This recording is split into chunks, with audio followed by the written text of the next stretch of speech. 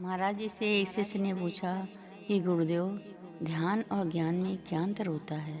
गुरुजी ने कहा, बेटा, ध्यान और ज्ञान की प्रक्रिया गुरु के द्वारा ही प्राप्त होती है। इसी पर आधारित तुम्हें एक छोटी सी कथा सुनाता हूँ। मनुष्य के अंदर जब ज्ञान प्राप्ति की भावना आ जाती है तो किसी न किसी रूप में उसे ज्ञान प्राप्त हो जाता है।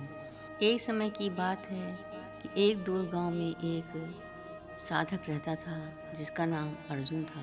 वह ज्ञान की तलाश में कई सालों से भटक रहा था, लेकिन उसे अपने सवालों का जवाब नहीं मिल पा रहा था। एक दिन उसे एक पहाड़ी पर रहने वाले महान गुरु के बारे में पता चला, जिनकी ख्याति दूर दूर तक फैली हुई थी। अर्जुन ने तुरंत गुरु से मिलने का फैसला किया। वह कई दिनों तक यात्रा करता रहा और अंत में गुरु की कुटिया तक पहुंच गया। उसने देखा कि गुरु एक पेड़ के नीचे बड़े शांत भाव से बैठे हुए थे। उनके चेहरे पर एक अनोखी चमक थी। अर्जुन ने गुरु को प्रणाम किया और उनसे अपनी समस्या बताई। उसने कहा, गुरुदेव, मैंने ज्ञान की तलाश में अपना सारा जीवन लगा दिया, लेकिन मुझे अभी तक शांति स्पष्ट नहीं मिली है। मुझे लगता है कि मैं अंधकार में भटक रहा हूँ। गुरु ने अर्जुन को ध्यान से सुना और फिर मुस्कुराते हुए बोले, ज्ञान कोई ऐसी चीज़ नहीं है जिसे बाहर से पाया जा सके, बल्कि वह तुम्हारे भीतर ही छुपा हुआ है। मैं तुम्हें बस रास्ता दिखा सकता हूँ। गुरु ने अर्जुन को एक शीशा दिया और कहा, इसमें देखो। अर्जुन ने शीशे में देखा तो उसे अपना ही चेहरा दिखाई दिया।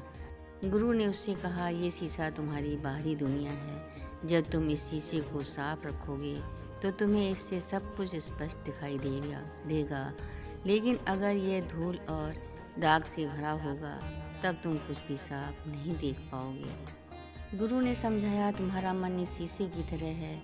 जब तुम्हारा मन शांत और विचारों से मुक्त होता है तो तुम्हें भीतर का ज्ञान और शांति स्पष्ट रूप से दिखाई देती है।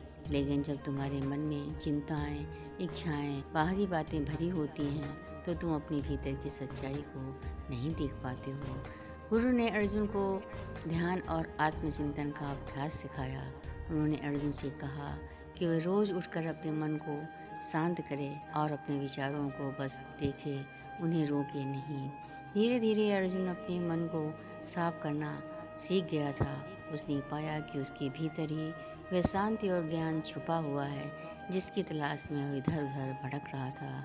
गुरु ने उसे सिखाया कि गुरु ने उसे बताया कि गुरु सिर्फ एक मार्गदर्शन होता है।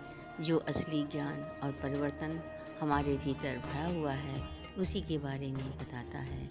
इसके बाद महाराज जी ने कहा, इस कहानी से हमें ये शिक्षा मिलती है कि बाहरी ज्ञान की तलाश में के बजाय हमें अपने भीतर झांकना चाहिए और अपने मन को शांत करना चाहिए।